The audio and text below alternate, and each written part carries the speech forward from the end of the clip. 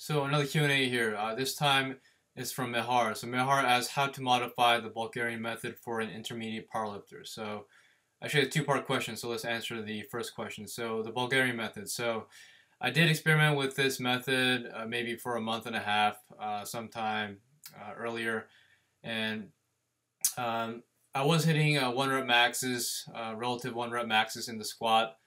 And again, doing some singles on the bench, but I felt that this method is incomplete. This is because the deadlift gets neglected. So when I was on this method, doing a 1 rep max on the squat and a 1 rep max on the deadlift every day, I felt that there wasn't enough volume for the bench and also for the squat.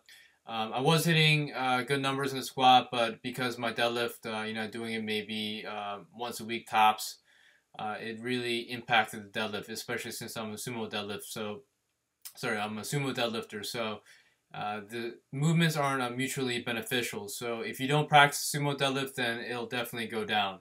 And because powerlifting is a 3-lift sport, I don't recommend the Bulgarian method because, again, it's more squat centric and it won't help develop the deadlift, especially the sumo deadlift per se.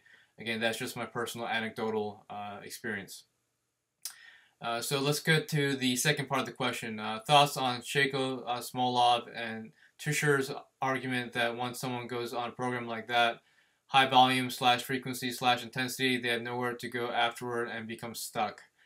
Well, I will agree on the stance that if you do go high frequency, you never go back. And again, once you cross that line, you won't go from squatting 3 times a week to once a week because again, I mean you're at a level where you need to have that frequency to progress. So that is true. I mean you won't go back from squatting frequently or lifting frequently to lifting less because it's going to be detrimental to your progress. Smolov, again, same concept as the Bulgarian method. You're squatting hard 4 times a week on the base mesocycle, and it doesn't really emphasize the deadlift too much, or you're trying to ignore the deadlift completely. And again, it's not the right way to approach things, especially if you're a sumo deadlifter. I mean, I can't say for certain that it'll help your conventional deadlift, but it definitely won't help your sumo pull because especially if you're a close stance squatter like most IPF lifters are, the lifts aren't mutually beneficial because the sumo deadlift requires a lot of technique and a hip drive. It's something that has to be reinforced constantly. So if you ignore it completely or do too little volume for the sumo deadlift, then it's going to become worse.